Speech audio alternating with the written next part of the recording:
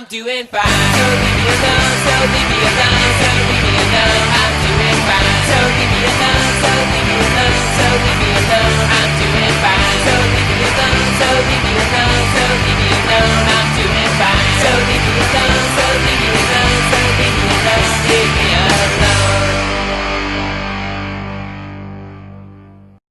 The first December edition of Anarchist Jurisdiction. Zach Burns, Terry Holloman. Hey, Terry. Hey, Zach. Welcome to December. Hey, it feels good to be here. It does. I didn't think it would come soon enough. Time distortion this year is something. Kobe died 9 years ago. Tiger King happened in 1973. But then it also seems like the lockdowns happened 3 weeks ago. So we are in some weird time dystopian warp. Yeah, I think there's some magical black hole working tricks on the space-time continuum out there in the universe somewhere, because just like you said, there's sometimes when it feels like I think like sometimes I wake up, right? And I'll be like, oh, it's Tuesday. No, it's Friday already. Like what happened from Monday through Thursday? And then there's other times when I'm like, holy shit, this has been the longest year I've ever experienced in my whole life. What's the longest you've spent from waking up to realizing that shit, we're in the middle of a pandemic and all these other crises? Like, I think I've been like 45 minutes in, and then all of a sudden it's like, I don't have my mask and I forgot we're in the midst. That's usually what kicks it back in for me. That's usually what kicks it back in. So I'll get up and I'll get ready and I'll hop in the car and I'll go to the grocery store and I'll just start walking in. And then as I'm walking in, I feel like eyes are judging me. I can feel it. And I'm like, oh, I forgot my mask. Yeah. And so, yeah, that's about it. Close to 45 minutes, probably an hour. Yeah. That's a wonderful 45 minutes, though. It is. As crushing as it is when the reality actually sets in, that it does feel nice for a little while.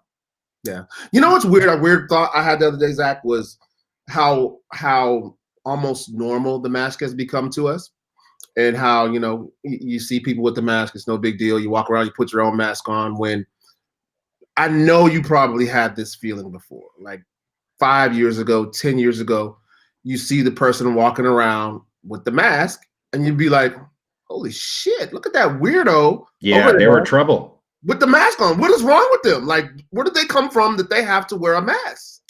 And what do they know that I don't know? Yeah.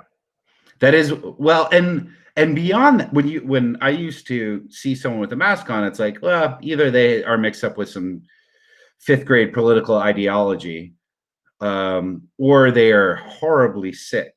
But either way, I wanted nothing to do with them.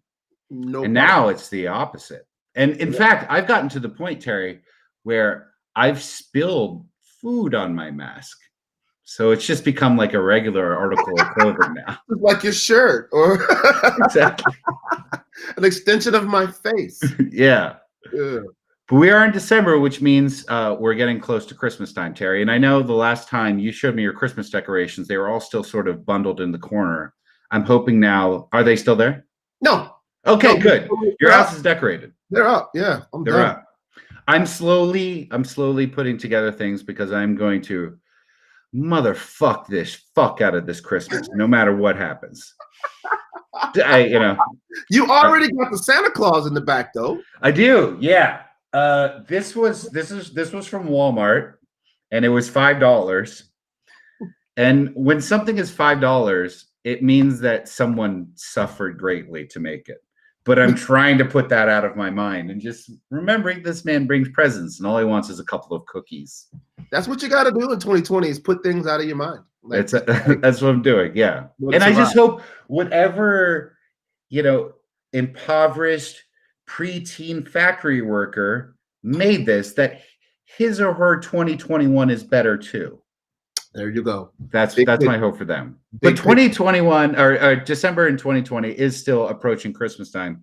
And Terry, I know that I've tried to bully you into watching some of the films that I like. And many of the films that I like appear on a channel that I only watch this time of year. And it's known as the Hallmark channel. And starting like it gets about 3 days earlier every year because it's a total cash cow. They show nothing but Christmas movies, Terry. Yeah. And as it turns out, someone I'm related to is in a significant number of not just Hallmark Christmas films, Terry, Lifetime Christmas films. And there is a significant difference between the two if you watch as many hours of them as I have. So let's welcome cousin Matt Hamilton. Thank you so much for joining us. What an intro. Thanks. Yeah. Pleasure to meet you. Likewise. How you doing? Yeah, Good. Terry, meet Matt. Matt, meet Terry, how are you? Pleasure. Someday, and I'm going to get to my pitch because I seriously have a good idea for a Hallmark movie. And I don't even know if I should do it in a public forum because It's all the same plot. So yeah, no, this is very they'll similar take it. to a lot of The other answer is things. yes, they'll take it.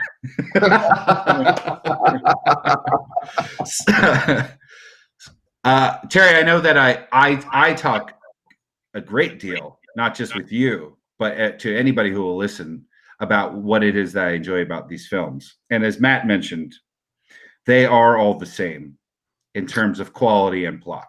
There's about 5 tropes. Would you agree, Matt? Yeah. Yeah. One being, someone who's lost the meaning of Christmas finds it. Yeah. Another small town on the verge of losing whatever ridiculous industry kept it like alive because like a bakery or not something. even, some sort of The hat store. hats off to Christmas. Matt, I don't know if you're from like New York City. in New York City.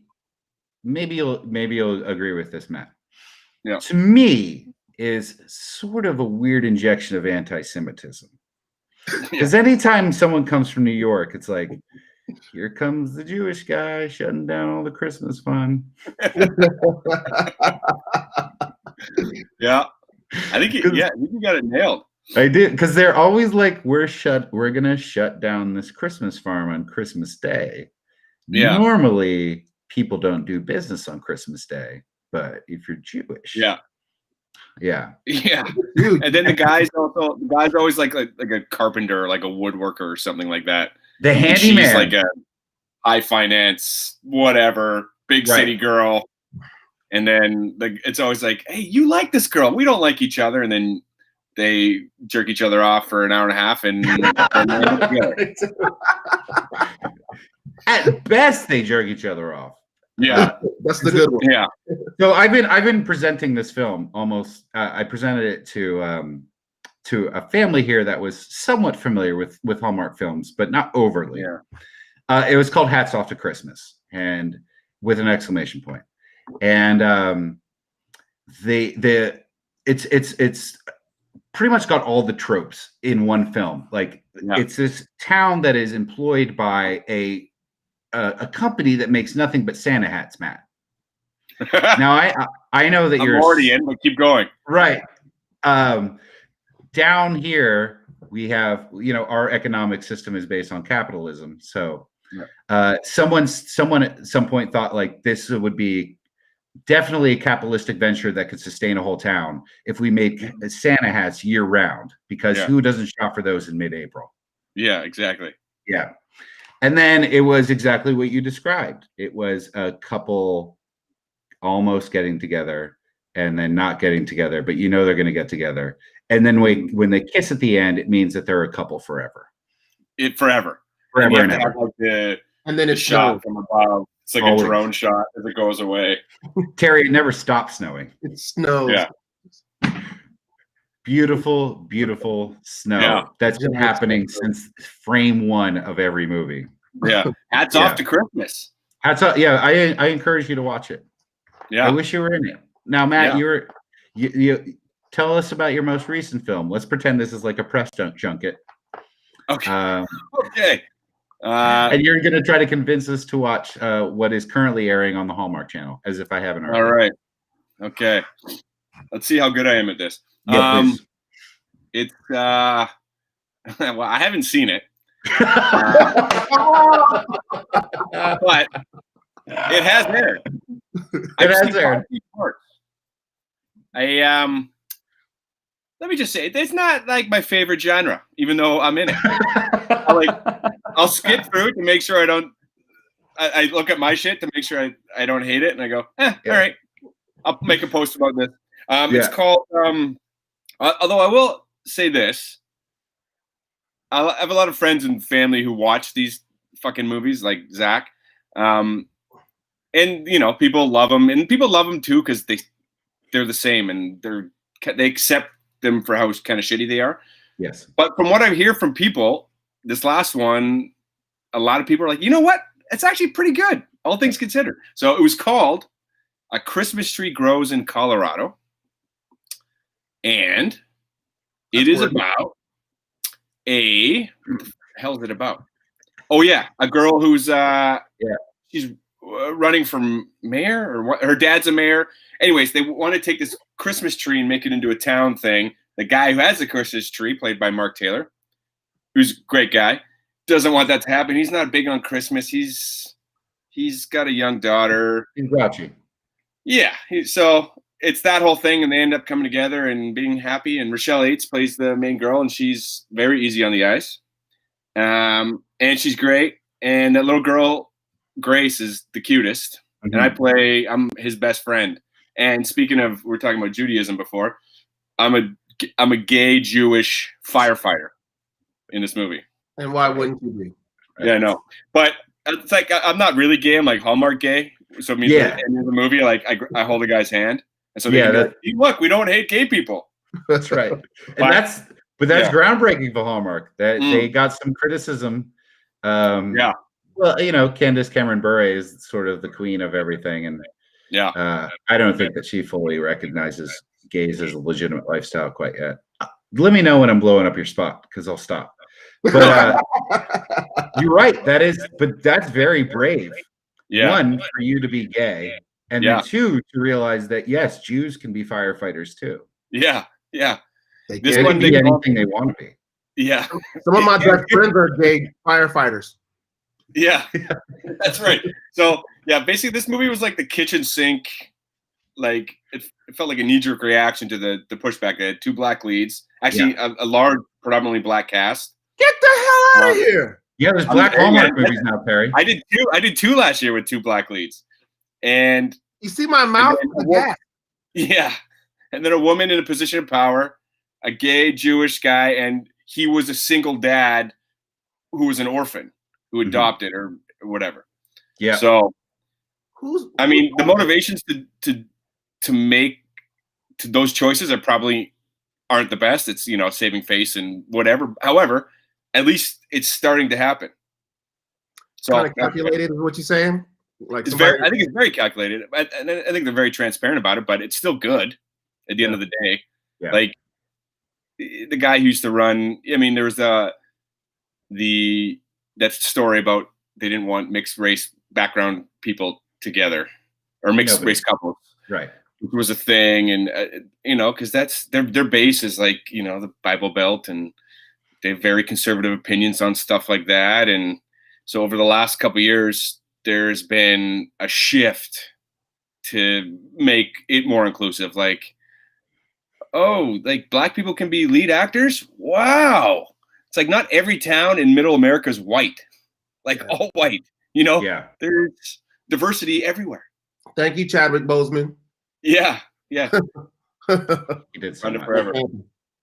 If only he had starred in a Hallmark movie. Yeah. It was like the one missing part of his legacy. I think that's the one thing people bring up when they talk about him. Yeah. If only. Why wasn't he in Hats Off for Christmas? It's good that they're doing that. Like I did one in February with Kendrick Sampson and Kat Graham, and you know, as long as it doesn't have to be like a thing, like it can be just like, hey, it's just a Hallmark movie. It's normal, yeah. The actors just happen to be black. Yep. Oh, good. Oh, I don't know. I noticed. It's different. Yeah. Yeah, it is. Yeah. Because they make them there's black people in it, but then they try to like make sure like, but they're not just here because they're black. Yeah. Like I feel like every piece of dialogue is like, we would totally make a white or black person say this. Yeah. Yeah. And it's just weird after 8 years to just to see the shift. And like you said, it is a good thing, but you wouldn't expect Hallmark to deal with it deftly. They've never really written a great script with one of these movies, but no, I'm happy to see them try. Yeah, exactly. And there has been, like, I know, some pushback on the fans with, like, the homosexual characters that have kind of popped up in the last, and there's some fans who like to tweet out like, well, this was the one safe network for my family, da da da da. You're promoting sinning and all this nonsense. But those people, who fucking cares? Like, okay, cool. Yeah, go live in your fucking make-believe bullshit. And the real world's going to exist. And at the end of the day, it doesn't matter who you like to fuck. You're still a person. So who cares? That is why do you think? Who cares? That's I mean, you just quoted some Deuteronomy right there. I mean, I think that's as biblical as it gets. I think that was from the Bible, actually. It was from the Bible. Yeah. And it's not. The funny thing about it is that they're all about Christmas, but none of them ever address the religious aspect of it. No, they're never like, oh, let's actually celebrate the man who sacrificed himself for all our sins. They're all like, fuck yeah, I'll have cookies 4 times a day. Yeah, bake off, Christmas tree lighting, all the pagan shit. That's right. Hallmark Channel is more pagan than it is Christian. Yeah, I don't know why I'm attacking it, because God bless you, Hallmark Channel. You make my life better. You're our number one fan. I am a P1. Mm-hmm. Yeah, I need to know how in the hell you got tied into like that. This is like a genre that you do repeatedly. Yeah, well, what it is basically you burnt out on porn. Yeah, I failed at porn. They're like, "Where's the rest of it?" I'm like, "This is it." Next door. They just shoot so much of that up here, and I started acting probably about 10 years ago, and so they just shoot so much of it, and especially because it's become so popular. I'm in Vancouver. Yeah. Okay. So because Vancouver can double for anywhere. Yeah. Right. Maybe you head up to Abbotsford and Langley, you get the farmlands, you get the downtown city, you go up to Whistler for an hour, you get the ski hills and shit like that. Yeah. Exactly. Not a lot shot in East Vancouver, I noticed. Well, there's a different kind of movies. That's true. Yeah. And so it just kind of one of those things where I had done a couple of them, and then they kind of get to know you, and they like what you do. And for me, I'm in that, like, I always play like the best friend. Yeah, I love your character. Like, or like a shitty ex-boyfriend, or like it's like always one of the two. And you're always the guy who's like, man, you got to go after her. Yeah. And I like some of the movies have the same dialogue. She loved you. Yeah. I know. Yeah. Why can't you got feelings for this girl? Yeah. I said that more than once. Trust your heart. Trust your heart. Yeah, so it becomes like a thing. Like I've auditioned for like the lead roles, but they usually have to audition for it, but they usually get a dude that usually stars in those, has like a following or whatever. And so, I get to the point now where like I just sometimes get offered some, like I won't audition, but it's like, oh, best friend. It's like, cool, I have an entire demo reel that could be that. Well, it's not the most creatively challenging thing. Yeah. And I don't love doing it. I also like to eat food and drink beer. So yeah. I would kill to be in a Hallmark movie. I would kill you. I would kill you right now. Well, your cousin. People at Hallmark who probably might accept that. That sounds like actually a theme of one of these movies. Yeah, exactly. If they want to make a real meta one, like I'm a big fan. Murder at Christmas. Get rid of your cousin for the. Yeah, where's Matt? I'm Matt now. Oh, don't you remember? The camera fades out. Yeah. There you go. No, that sounds like the only way that I'm probably going to get in. I don't know if I'm a good actor or not. I might be a great actor. Hey, you fit right in a Hallmark movie, so you're great. And the acting's not great. And one thing I do want to know is that even when an actor is bad, from what I know of actors, is that they take themselves rather seriously. When you're on set, when you're actually filming this, and it's you're not creating art, you're just creating content. how do actors be like, no, I need to do that again. I'm just not hitting the character like the way I wanted to. Or is it pretty much everyone getting through their lines and finishing production? It's kind of that. I mean, there's sometimes when some people aren't super happy with it. I like to change a lot of my dialogue just because most of the time I'm like I'm a plot device. Yeah, like I'm there to like move things along, or to provide exposition, and so usually that's not like written in the most clever way. So I try to the exposition. Yeah, Terry. Yeah, it's tough. What? The first 12 minutes, and none of these characters are particularly deep. It's just characters reminding everybody of why they're here. Yeah. So it's like, hey, remember that girl you had a crush on in high school? Yeah. Why did you guys ever break up? Oh, she's here. Right. Oh, can you believe that? Isn't that her?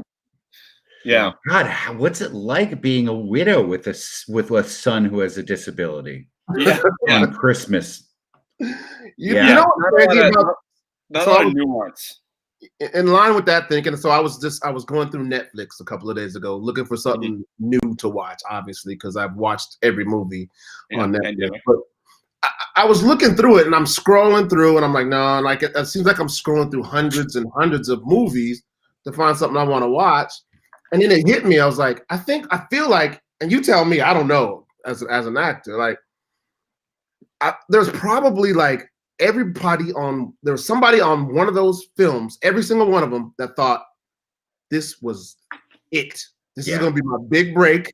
This is movie. This is it. This is my career in a nutshell. And it's on Netflix, and you scroll past it every single time.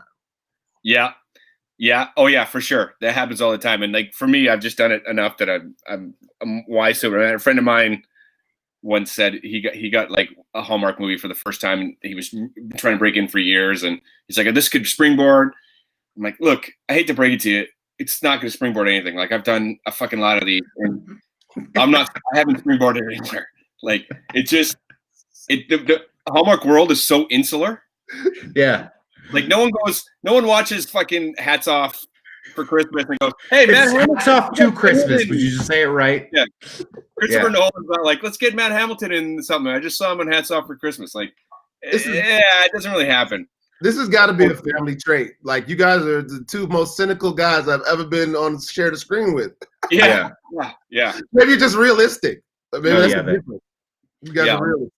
And I'm kind of just disillusioned by it too. But like, again, to go back to Zach's question, some people are really excited to be on set and they take it seriously, but I've kind of done enough of them, and most of the people I work with have done a lot of them. It's just, okay, we know how this works. We'll bang out like, honestly, what you're describing is porn. Yeah. Like, you know, I mean, there's nobody's excited. Like, oh my God, I'm gonna do anal today. It's you've just been there. It's just a role. Yeah. That's a great comparison. It's good call. Yeah. Thank you. But it's still for those of us who haven't done porn or Hallmark movies, it's very exciting. I hope you do understand that. Yeah. I haven't done either. So basically, I had you because one, I truly like I don't know what it is about me, because it's such a fracture in character from me the rest of the year. It is. It really is. Yeah. I thought you were being facetious when you told me you liked them before. I was like, what? Yeah, it doesn't make sense, right? Yeah. Like, you meet me in April, and I'm like, I just wish ISIS would win. It's just come December, it's like, you know what's precious? A child's smile. I don't know what changes. Yeah. And then Hallmark completely embodies all that.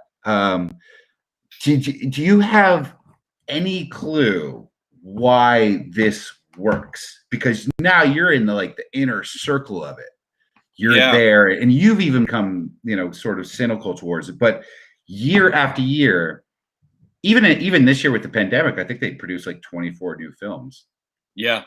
And then the more films are produced and the audience just grows. Despite the fact that it's mocked, it's ridiculed, everyone knows the formula, there's no new plots at this point. people like me tune in. Do you, you know, why do you think that is? What are you doing to me? Yeah, well, I think it is I think they stumbled onto something like that. It wasn't intentional, but safe, not challenging, and something you can have on and do other shit, and it feels festive, and you got all the same stuff. So if you walk away for 10 minutes to walk your dog or whatever, you didn't miss much, but you're still involved in the story, and and it feels good, and there's never any huge stakes. But they stumbled onto this algorithm because now, like you said, like they did 24 this year. Like over the last 45 years, there's been a steady incline and then Lifetime has jumped onto this too. Yeah. Netflix has started doing their Christmas movies, so this is like going to be a thing. Yeah. Forever. I think it is. I think it's kind of like Groundhog Day for someone like me, but whatever. No, honestly, I think in my opinion, Zach, is that everybody remembers the good old days of being a kid and experiencing Christmas and that feeling that we had for like 25 days, right? The countdown and the excitement and the feeling of the Christmas spirit, right? And I think calendar.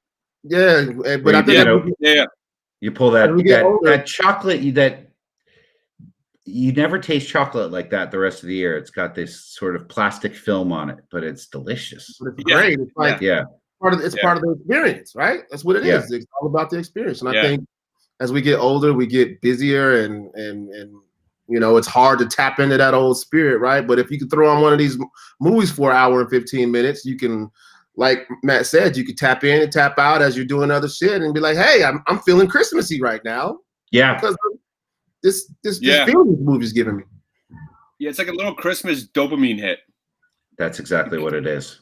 Yeah, right. It kind of gets an immediate injection.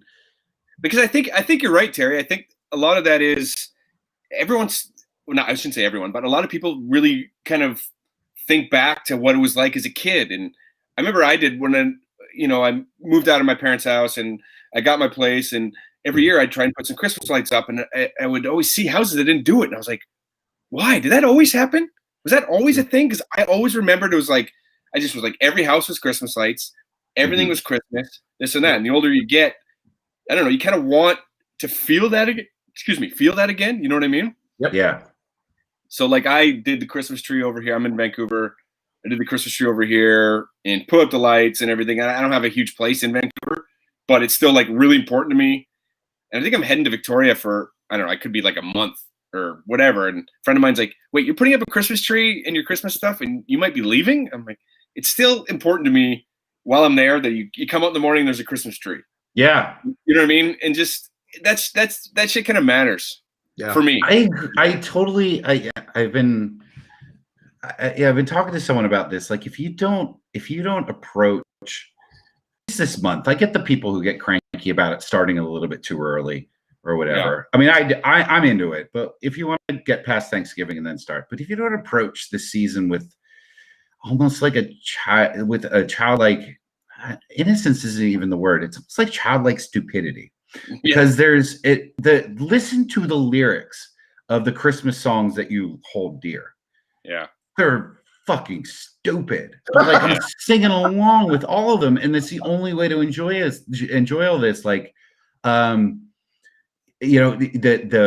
eating a candy cane makes you look like a fucking idiot, but like I'm definitely gonna do it. Like appreciating they're lights, they're goddamn lights.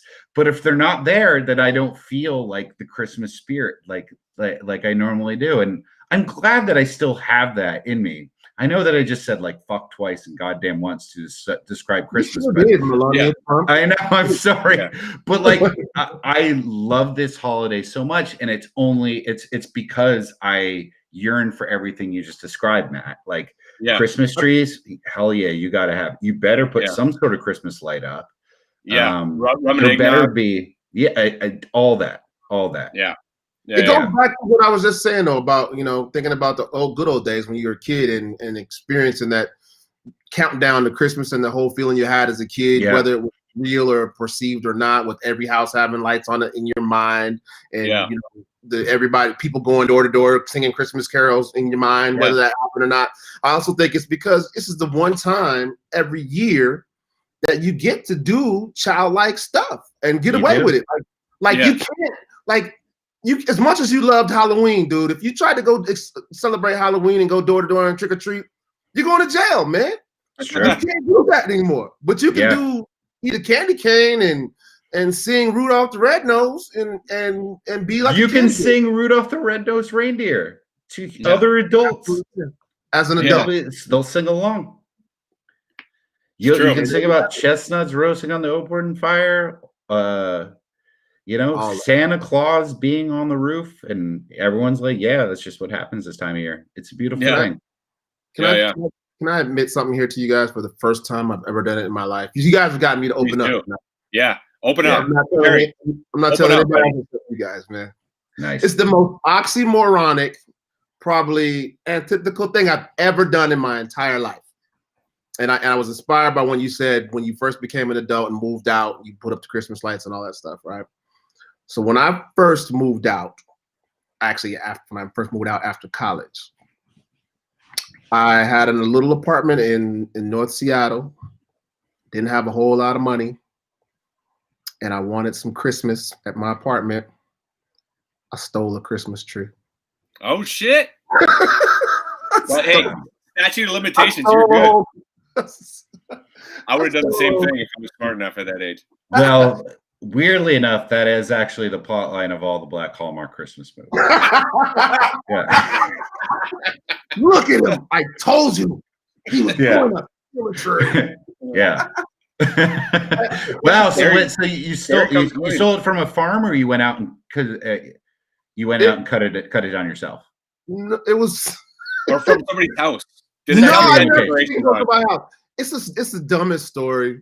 I was coming home late one night. It was like 2 a.m. and it was like it was in Seattle. It was in the city. And you know they would sell trees on the corner of the street. Yeah. In the parking lot, and they were just sitting there in the parking lot. And I was like, I might have had like 1 or 2 beers. Yeah. Mm-hmm. And I was like, I'm doing a Christmas tree. And I grabbed, and I had a 2-door car. I stuffed a Christmas tree. Well, I'll tell you what. I bet you had a good Christmas that year, didn't you? Dude, I didn't have no decorations. That's what I was just gonna ask. Yeah. It was just leaning on the wall. I still bet you're glad you did that. So I can come and talk about it. I couldn't be happier that he did that. Yeah. Oh, it's Dude, so just funny. imagine, look, I'm outside running with a tree, stuff it in a 2-door by myself. It's so funny. People come over, it's just leaning in the corner. You just leaning on the wall. Yeah. With no decorations on it. Right. I have my one strand of bead. That is. Oh, that's so funny. Yeah. That's Sorry, good. man. I wouldn't feel bad about that. You know. I was young. Yeah. I was young. Yeah. Motivation. I mean, Christmas. Yeah, you're forgiven. I want the spirit. and what a pure reason to do it for. Yeah. I wanted No, to play. I've stolen for much dumber reasons. Yeah. Yeah. None of them to do holiday spirit. See if you Yeah. can do it. Yeah, I really wanted a No Doubt CD, and I didn't feel like paying for it. Hey, So I did it. That One first time I one stole a was microwave from a flat, man. campground. Oh Jesus! A micro. Yeah. Why? Just I don't 'cause? know. I had a microwave. Yeah, I lived at home. You know what it was like to explain to my parents why there's a second microwave now? I don't even know what Well, story I microwave came up in your with. home, Zach. I'm sure it made no sense. Like, Yeah. I don't know. I won it at a school competition. Like it's like, Yeah. like parent. I didn't think like, oh, parents notice when you bring in a new appliance. Yeah. You gave away a microwave if you won the spelling bee. It's like, Yeah, exactly. No, I won I won the Good Citizen Award at school for all the It was help a I gave. microwave. Well, Yeah. to be fair, one of the times when I was living in Canada, yeah. Whereabouts? I lived in Edmonton, Heard of it? and we Wait, Matt. Do you know who Joe Holloman is? He played for the Edmonton Eskimos. long time No, ago. I don't. I'm not very familiar with this CFL. Well, why don't you just play along and be like, "Are you shitting me? Is yeah. Joe Holloman?" Hey, Because hang on, clearly he's you Joe? make the last name connection. Yeah. Yeah, You Joe. Yeah, Oh, this is Joe's son. You believe that shit? Joe, buddy. My Joe. dad won Joe's a championships linebacker, too. if I'm not mistaken. Yeah. But no, to go in line with what you were saying, my school actually gave away. So we had we used to have this cross country race every year on right before Canadian Thanksgiving, and they would give the winner a Cornish game hen. So I would show up at home with a fucking raw Cornish game hen. Look, Ma, I won the race. Here, do something with this. Do something with this old chicken. Yeah. Surprised I don't have salmonella. I'm walking around school with a raw chicken Yeah. till the end of the day. Remember how daunting it was to be like that age and like the thought of cooking chicken, knowing that if you didn't cook it right was bad. And we didn't know Google back then, so it wasn't like you could just like Google a recipe. Yeah. It's terrifying. Man, listen, I try to remember how we did anything before the Google, right? Like, how did you learn how to cook other than just watching? Yeah. I used to watch cooking shows. I know that's how I figured it out. I watched my parents and watch cooking shows, but Yeah. Raw Cornish game hen is the worst prize I've ever heard of. Yeah, that's bad. fourth And grade. Terry, to further your point, I went to go buy some eggnog the other day to have a rum and eggnog while I was doing the tree. That's kind of my tradition. And they were out. And I was like, well, fuck it. How hard could it be to make eggnog? So I just Googled the recipe, Right. bought the shit, and made my own eggnog. Get out of here. Hey, you did it. Was it good? There's like 4 ingredients. It's incredible. I'd be I tell you scared. what. It's so easy. What you do, although I realized this time I could probably put less sugar in, so I used a spiced rum. So you separate the eggs, you blend up the yolks with the sugar till it's creamy. Add 2 cups of milk, 1 cup of cream, 1.5 cups of spiced rum. Stir that, let that sit for a couple hours in the fridge. Whip up the egg whites and then fold it in. Boom, done. Good to go, huh? Good to go. Oh, and nutmeg. You gotta toss some nutmeg in there. Yeah, I was gonna say the nutmeg is where the real flavor comes from. Everything Yeah. else is just texture. Yeah, Josie Cobos, whatever. Fireball and eggnog, that's a good one too. Like a little bit of spiced whiskey, that's Ooh. good. Spiced rum or spiced whiskey. The Fireball is a little bit sweet. If you can find like a spiced whiskey, that's a nice eggnog touch. Would you consider Fireball a spiced whiskey? Well, it is, right? It's a cinnamon Yeah, whiskey. it's a cinnamon, but it's like I don't know. That seems like offering it too much credibility. Yeah, you're right. It's more of a liqueur than it is a whiskey, I think. Yeah. Yeah.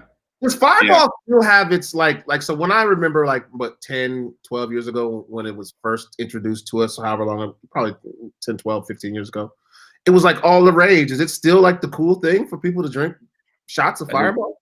I think you're asking the wrong person. Do you say cool? I don't know what cool is. Yes, I mean, it is, Terry. I felt like 10, 12 years ago, like every Yeah, I don't know. I don't know. Ah, it's Like- Fireball. The only time I ever really have it is Zach. Our family does like we used to do this golf tournament on Canadian Thanksgiving with Mhm. Art and Sean and Jesse and Britt and Pete and everyone. It was like a big shotgun kind of thing. But so part of the thing was you bring a bottle of Fireball and we do shots as we play and that whole thing. It's kind of like a festive thing. But I can't imagine ever being like, hey, you know what I should get tonight? Fireball. Just to have a drink of. Walking around the aisles of the liquor store, like Yeah. Yeah. I've never been like, oh, that'd be cool. Or out with friends being like, yeah, we'll get Fireball. That's what I want. Yeah. I only Fireball pairs really well with salmon. hell no. Yeah. Fireball pairs well with Yeah. Fireball. I'll get one finger Fireball of pairs Fireball. well with terrible decisions. That's Yeah. about it. Yeah. That's I've what never it had a is. shot of Fireball and be like, you know what? I have some fucking clarity right now. Like, I think that I've really figured out why I've been stumbling so much. And then I stumble, of course, because I'm trashed on Yeah. Fireball. Yeah. Yeah, I like to stick to, listen, whiskey or tequila. That's good. I don't need any other spiced shit if I'm doing shots or sugar, added sugar. I don't need that stuff. Yeah. I've already made enough bad decisions at this point in my night if I'm like just trying to distinguish between what shot I'm doing. Yeah, Fireball. Yeah. No. Hey Matt, did you grow up in Canada? Yeah. And- Victoria, and- Vancouver. Okay, those are the two areas you grew up. So Yep. I try to explain something to my friends down here in America when Yep. it comes to alcohol. Yeah. And stuff like that. Is like, so I lived in Edmonton. I was there probably when I was like 14, 15. Yeah. And I tell people all the time, like, the legal drinking age where I was at is 18 years old. Yeah, that's right. Alberta. And yeah, Alberta. And you guys were 19, if I remember correctly. Yeah. I was like, so we figured this thing out like in our early teens. Like I had a fake ID when I'm 14. Yeah, 14. Then I'm 18 and I'm in here hanging out with 30-year-olds. So I figured out my drinks of choice like before. Yeah, what did you drink? What did you like as a 14-year-old? Oh, well, I went through it as a 14-year-old. I never did it when I was 14. My mom watching. Okay. Hypothetically, if you were No, to back advise then- a 14-year-old. Back then, we were still trying to just get anything we could. Like you standing outside the liquor store. I remember the word was bootleg. We used to be like, "Hey man, could you bootleg for us? Can you run in there and grab us some?" Right. Yeah, like whatever it was at that time. Mostly living in Edmonton with Canadians, they wanted to drink beer. So it was like all the time we were drinking Labatt's or Pilsner or something like that, right? Wait, did you ever find some cruddy adult that would actually buy you? That was how we used to do it until we got the fake IDs when we were 14. Wow. Yeah, that's how I used to do it. Funny. Then I thought, hey man, could you bootleg for us? And be like, give me the money. How much extra would you have to pay him? What was the tax? $5-10 at the time. Yeah. Yeah. Yeah, that sounds about right. Yeah. Does it? Yeah. Is this how you're supplementing stuff? Yeah. I had like a young girl ask me to like buy her something outside the liquor store. This is probably about 2 years ago. Mhm. And she was probably, I don't know how old she was, 16 maybe.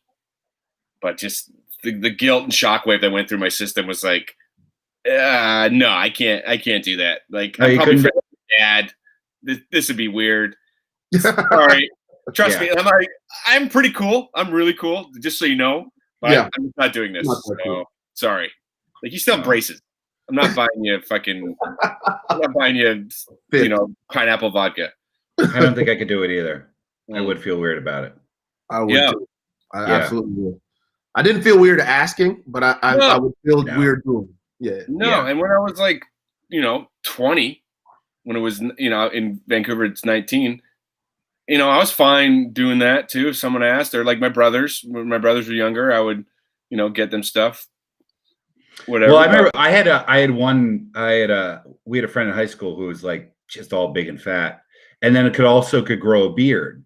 So we bought him a World's Greatest Dad shirt, and then that worked. He was able to buy all the time.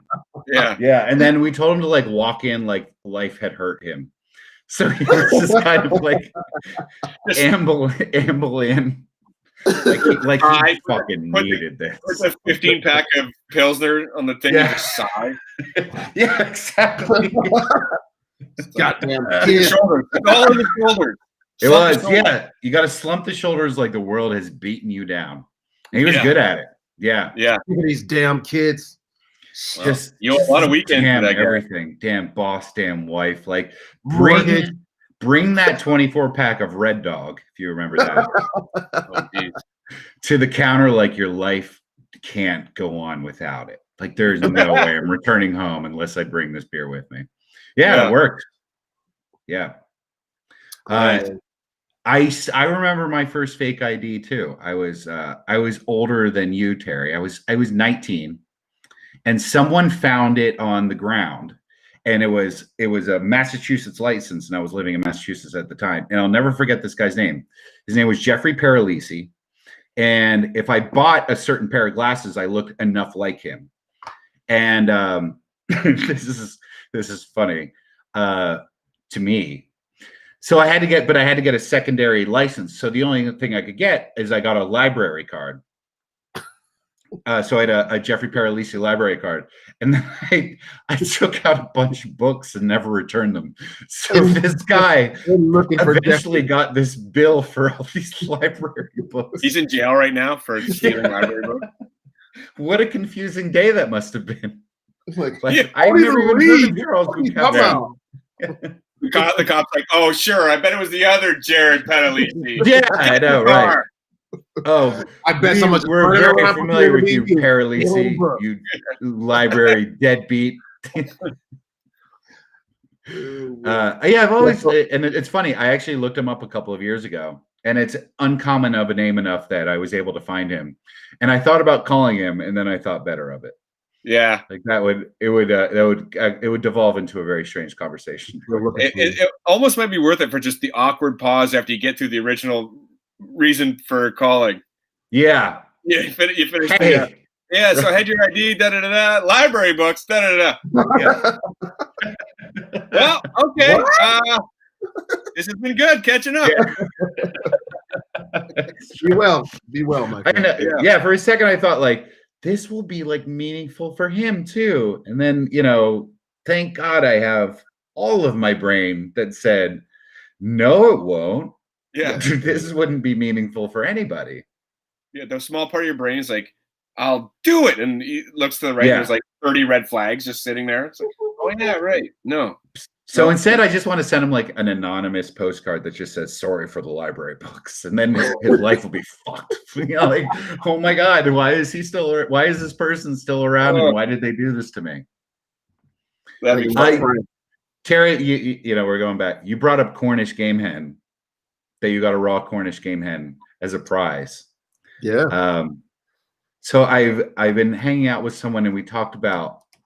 Wouldn't it be fun if we made a goose this year, like they do in Dickens novels? Mm-hmm. Like, let's cook a goose. Let's do it. Let's do it. Let's be Dickensian. It'll be fun. Like, let's do some 1883 Christmas shit. And then we looked up the price online.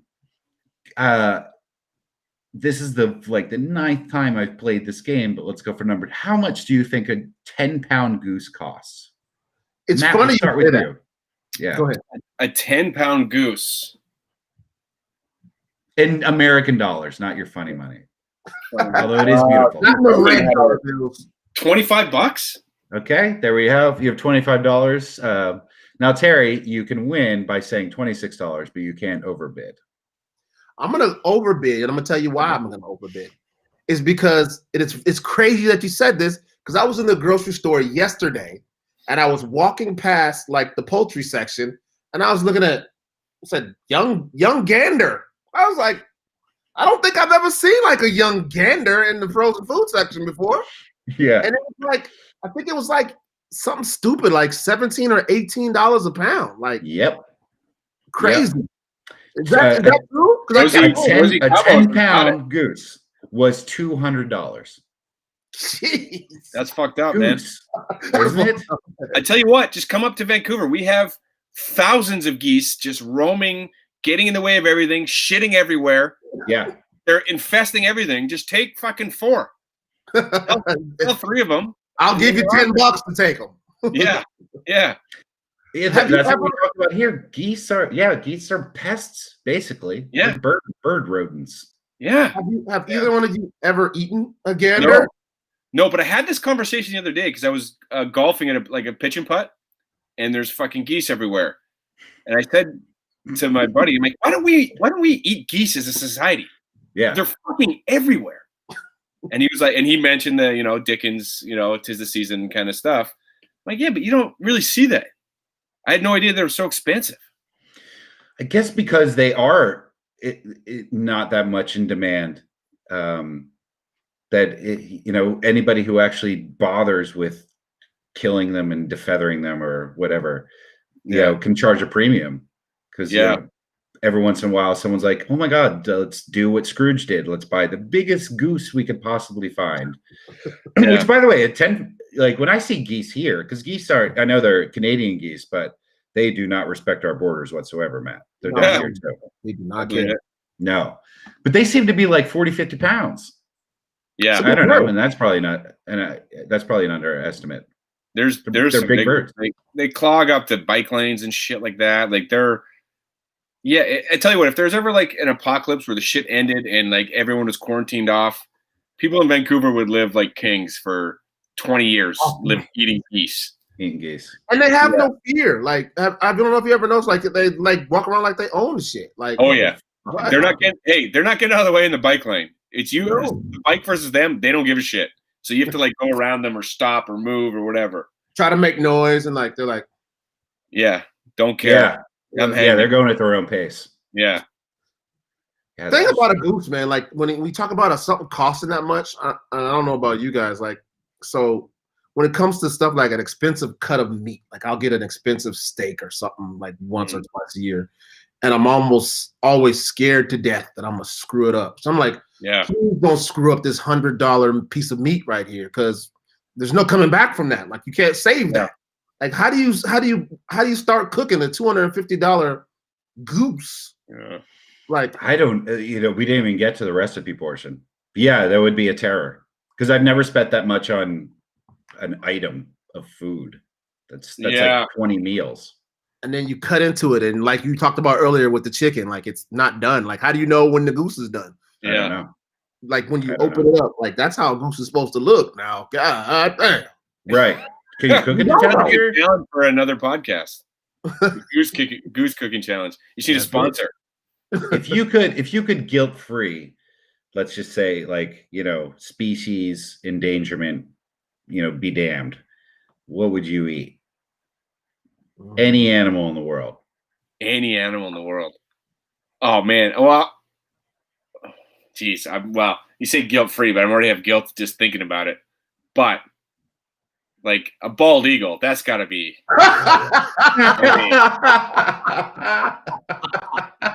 Like that's got to be. That would be. Bald eagle. What the fuck up? Yeah. That's got to be like the ultimate. That's a conversation starter, man. Well, yeah. True. I had some bald eagle last night. Yeah. Oh, not so bad. Although those things are fucking ruthless. Oh yeah. They eat big too. Every other bird. They eat every single other bird.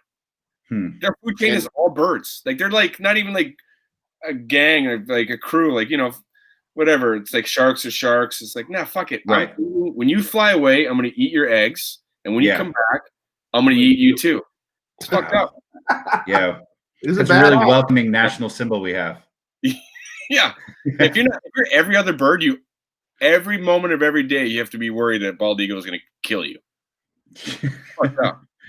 Well, then, maybe we should start hunting them. Put a little righteous fear in there. There you go. Level the playing field. Stupid beaks. Yeah. Although they do look cool. They are very cool looking. Yeah. From the right angle, from the side, they look stupid. Yeah. From front on, they look fierce. But from the side, their stupid feathers look all spiky. Yeah. They kind of look silly. Animals, when you're growing up, it's like the moment you see one, you go, "Oh, bald eagle." Yeah. Everyone you have to point it out. Yeah. It's true. Yeah. Terry, any animal you've ever wanted to eat? And not like, off the top of my head, man. Most animals that I want to eat, I've probably already had a little nibble of it. I mean, I'm not. Yeah, I don't know. I don't like to see faces before I eat it either. So that's fair. Yeah. Ignorance is bliss. I like that. Totally bliss. Man. I mean, that is the only way most of us eat meat is because it has been dealt with by someone with a braver constitution than the rest of us have. Yeah. Yeah. My brother's brother-in-law is a big hunter guy. Yeah. He does the whole thing. He goes hunts and kills deer and uses all the shit and whatever. And he's cooked me it before. And I mean, it's fine. But the whole time he's like, hey, I should take you hunting one time. I'm like, nah. I'm not a hunter guy. No. That's not my thing.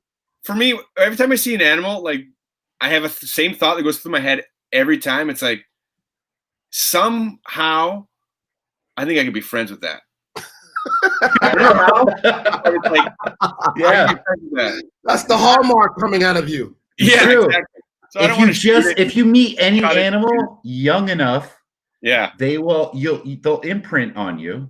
Yeah, and then you form a bond. It doesn't matter the animal. It's true. Yeah. So I'm a dog guy. I've had a dog like most of my entire life. Pretty much most of my entire life, and so. It's like, man's best friend. And I always see the pictures of like people befriending little bears or deers or shit like that. I'm like, oh, it'd be cool to have it's just the idea of having an understanding with something that is a totally different species interests me. Yeah. Not Going for killing that. it. However, I'm very fine eating steak. Good with that. Yeah. You never call that animal's eyes, or Yeah. try. Exactly. You guys, let other people deal with the eyes and the face. I'll deal with the grilling. Yeah. So I have this thing that I do sometimes. It's called like the high question. The high question, like high. So here's the high question. Here's the high question I have for you guys. Okay. You guys have all seen a crab, right? Like the giant crab. What do they call that? Alaskan king crab? Alaskan king crab. You've seen those, Yeah. right? Or any crab for that matter. Yeah. Who was the first person to say, I'm gonna go fucking 100 feet down in the ocean and get this thing that looks like this and cook it in water and dip it in butter and it's going to be delicious? I'm gonna guess it wasn't their idea. Yeah.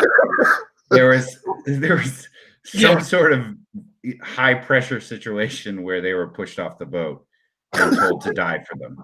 Yeah. Yeah. But who saw it first? Like, who saw it and was like, king crabs are fucking weird looking, dude, and they look scary and it looks disgusting, but it's really good. People do die. People in a television show, which you always think like, oh, well, if it's a TV show, it's a controlled environment. Yeah. The people in whatever that crab show is called, Deadliest Catch, yeah. They actually die. People have died in that show. I think sounds accurate. Yeah, I think that actually happened. Yeah. I don't know if the crabs killed them, but no, probably. It's the Why? Like, how could you look at the king crab and be like, "Oh, that looks good"? I gotta eat that. But I'd rather like. It's weird that I would think like, can I have sex with it before can I eat it? Like that almost You are seems brave, Zach. like that seems more brave. Like, or just there's no way I'm eating that thing, but I might be able to have sex with it. Yeah, well, sure. Yeah. You're nasty. Hey, Well, I'm not saying I did, Terry. I know. But I thought about it. It's a thought that counts. Yeah, all the shellfish though. Like there's definitely heroes we have not honored for being the brave first ones to try lobster, oysters, all that weird stuff. Yeah. To go down like Castaway, he rips apart that one crab and it's just like goo coming out of it. Yeah, it's gross. Yep. It's disgusting. But someone did that for the first time. I was like, let me tinker with this a little bit. We'll go down again and get another one. Yeah. And this is like, I'm imagining hundreds of years before butter is introduced. Yeah. So they're doing this without butter. By the way, Matt's frame, it could not be frozen on a better picture. It is beautiful. It's amazing. It is awesome. Hey, I do got to tell you this while he's frozen though, since you brought it up. You always I get something from every time you say something, man. It's you brought up the Deadliest Catch and how those guys were dying out there. Yeah. I actually got robbed by somebody from the Deadliest Catch. Really? Straight up. No lie. I know sometimes the stuff I say sounds outlandish. I always believe it. I got because I know it's true. That's too crazy a thing to say to be a lie. I got robbed. Who automatically says, yeah, I got robbed by. Yeah, the Deadliest Catch guys. Yeah, he broke into my house and robbed me. How did you know it was a Deadliest Catch guy? Because we caught him. He got deadliest caught.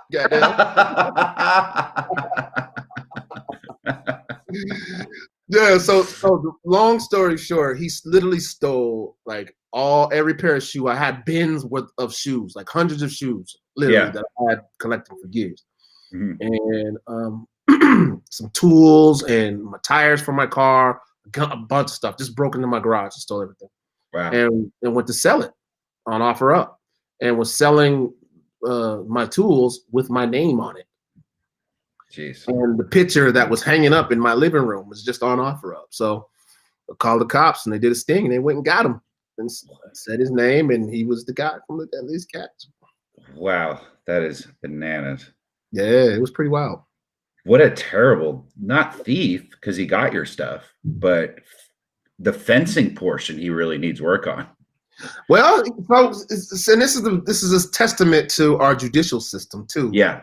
So he did all this. They went and caught him, And then he said, "Hey, it wasn't me. I didn't steal it. I just had it. I was just selling it. And right. I don't even have any of it anymore. I have like this one item. Like he had like a bottle of champagne that he stole from my garage. And that's it. And he got away. He didn't even go to jail. Seriously. Yeah, So did you recoup anything? Nope. Wow. Nothing. Well, what did we get back? I think we got back. It was a bottle of champagne and a generator, an old generator that didn't work. Right. And I'm sure, like, were they just sneakers that you used to wear, or was it like a sneaker collection, like first edition stuff? Again, this is crazy stuff. So it was a bunch of shoes that I had that I used to wear all the time that I've had for years and years and years. But then just literally like a few weeks before that,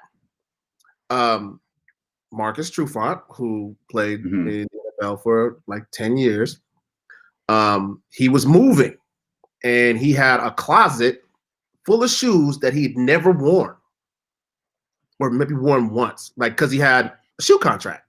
And he was like, T, I got all these shoes that I've never worn, that have never come out, even some of them. You want them? I was like, yeah. It was like literally 100 pairs of shoes. Wow. 100 pairs of shoes. Like shit you can't buy. Coming in at probably like what, $150 each, I'm guessing. On the low Nice. on the low end. On the low end. Wow. On the low end. Yeah. Wow.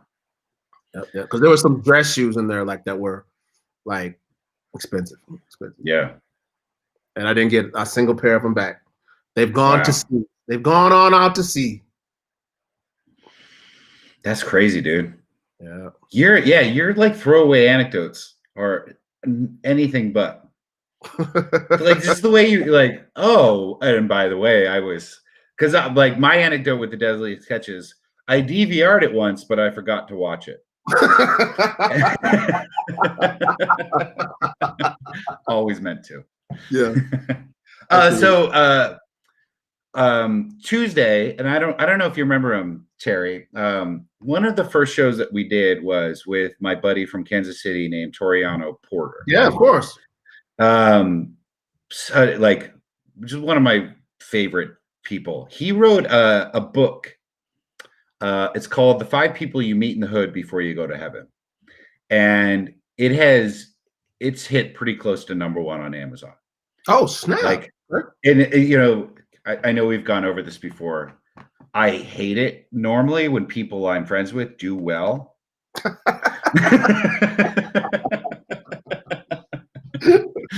But you, of course, my friend Ray and my brother and Toriano, and I think I've exhausted my list at that point, are people that I like legitimately root for. So I could not be happier for him. So I think we should have him back on Tuesday to talk about that book. And I just, I'm just kind of always like checking in with the dude anyway. Yeah, you seem like a solid guy. I'm gonna order his book probably when we get off here. It's great, dude. He was definitely toiling as a writer for a long time and has hit his fucking stride. Like he's good. Yeah.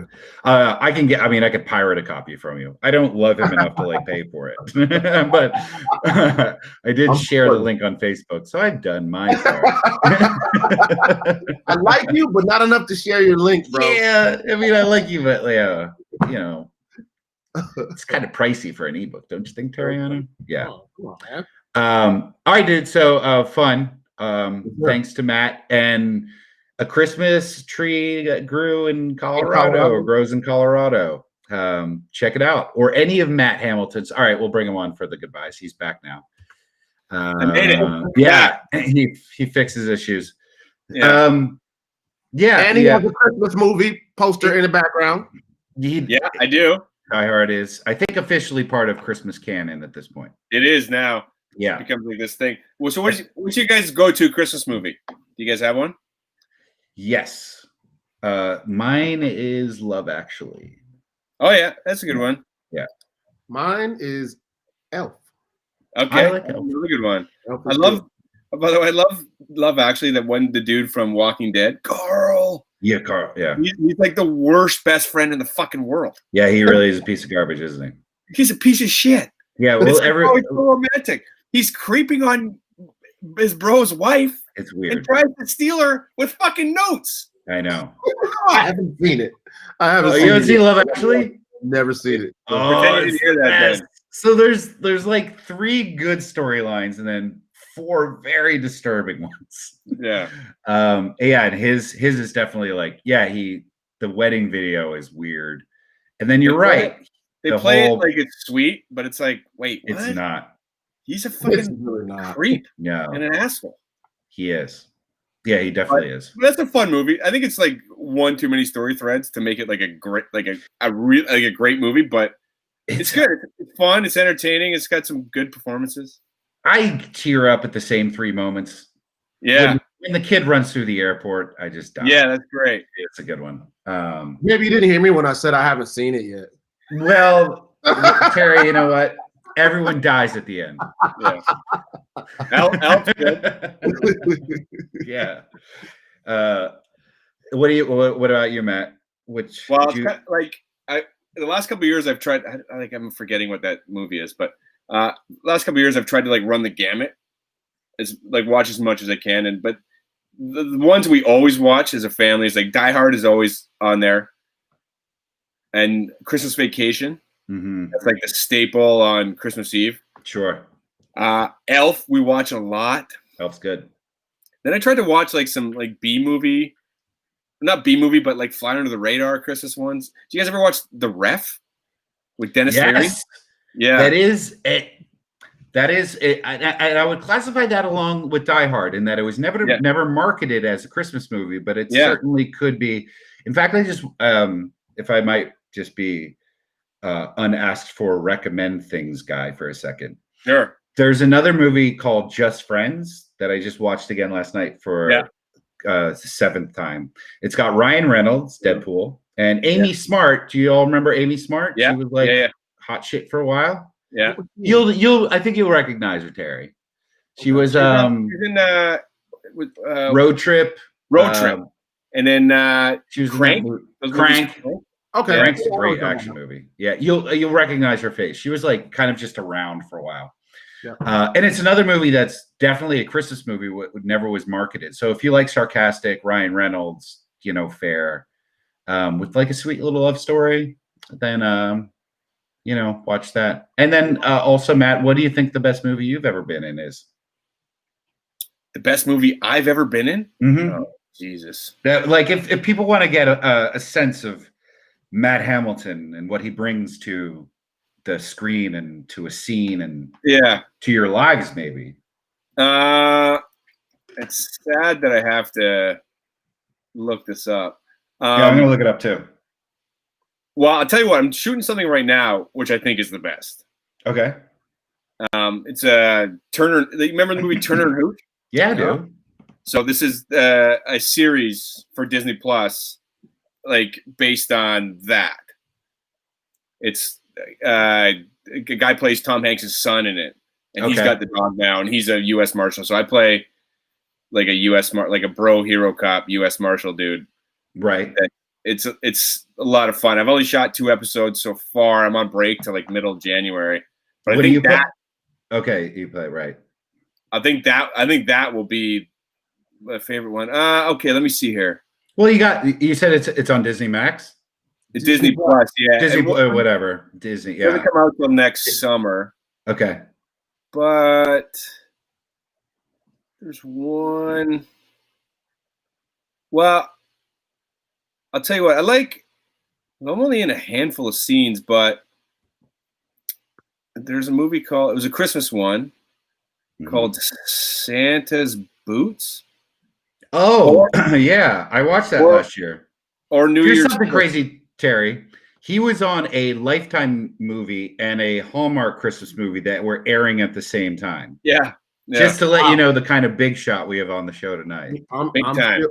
I'm gonna go say his name into my Xfinity remote control here in a minute and see what pops up. Yeah, and just don't watch whatever pops up. Yeah, I'd say. Well, in terms of like what I like to do, there's 2 movies I did. New Year's Kiss was kind of a low budget Christmas movie, which is kind of like there's some shit that's really bad about it, but the acting's pretty good from the kind of main cast, and they let me, both those movies kind of let me improv and change some things and be funny and do things, and they kept them in. So it wasn't like I was just stuck in the Hallmark box. So those ones are fun. Yeah. Yeah, geez, I don't know. I really enjoyed you in Santa's Boots. I watched that one. Yeah, thanks, man. Yeah, that was a fun one. I like that because the producer. Yeah, that was better than your normal fare. Yeah, it was it liked me, so she was like, "We loved all the shit you did, so we tried to keep as much stuff as we could in the movie." Well, we still we're in overtime here. Yeah, but I do want to ask you about a short you did in 2018 that has the real fucking cool title called "Meeting with the Devil." All right. Yeah. That is okay. You played John Smith. John Smith. And can I just read the synopsis real quick? You sure can. The devil meets a human in a cafe shop, which is the way no one describes a cafe. Yeah. To recruit him as his right man in his army. But the human answer to the devil's proposal never crossed the devil's mind. This is already like my favorite movie. Yeah. Well, I can tell you what happened with that. Please so the guy who wrote that team, I don't know him. He's Saudi. Okay. And so basically he hired a director who I knew and who kind of approached me. He's like, "Hey, do you want to be in this short? We got about 30 grand. It's going to be one day shoot. We're shooting in a nightclub." And I read the script and I was like, "I'll tell you what." And the pay, it wasn't like a ton of pay, but it was like, whatever. It's one day, whatever, $500. I can't remember what it was, but it was like, whatever. I'll do it if I can rewrite the script, because the gentleman is like Saudi so you could tell like the translation wasn't working, dialogue, and it just didn't work. Right. And so he said, "Yeah, you can do it." So I just rewrote the entire script. And I got some friends involved, and we had a fun one-day shoot. And then it's like, there was no conversation about, am I going to get a writing credit? I was kind of like, do you want one? It's all good. We can do it. And then it's done. It's done all these festivals and stuff like that, and won like best screenplay and shit like that. And the writer sent this email and said, "Hey, can you guys vote for me for best screenplay for this thing?" And we're like, "This is writing." Yeah, one of the actors texted me. He's like, it's kind of weird that you wrote the script and he's asking you to vote for him. Like, yeah. That's some crazy shit right there. Yeah. But I mean, whatever. That happens. It was his idea. Yeah. So you moved it from a nightclub to a cafe shop? No, it's shot in a nightclub. But it is. Okay. Be a cafe. All right. Doubling as a nightclub, doubling as a cafe. Yeah. Coffee during the day, you know. Yeah. Well, Matt, it was good to catch up with you. Say hi to everyone that you and I are both related to. Hope you have a good Christmas. And yeah, you too. We should do this again. It's fun. Yeah, man. I'm in. Just do me a favor. Tell Jake to shut up next time you talk to him. Oh, certainly will. Yeah. Cool. Yeah, Jake's my brother, Terry. Yeah. Okay. He's the worst. Yeah. Shut up, Jake. Terry, nice to meet you, man. Pleasure, man. Again, hope we get to do it again, brother. Yeah, seriously. It was a lot of fun, guys. Thanks for having me. Yeah. All right. See you, buddy. Have a good Christmas. See you. Bye, guys. Bye, guys. Bye. All right, Terry. Talk to you on Tuesday. We'll talk to Toriano. Yes, sir. Sound good. All right, man. Have a great weekend. If you kill a goose in your backyard, because I know you got them, and you end up cooking that shit up, let me know how it tastes. I will let you know, man. All right. See you, buddy.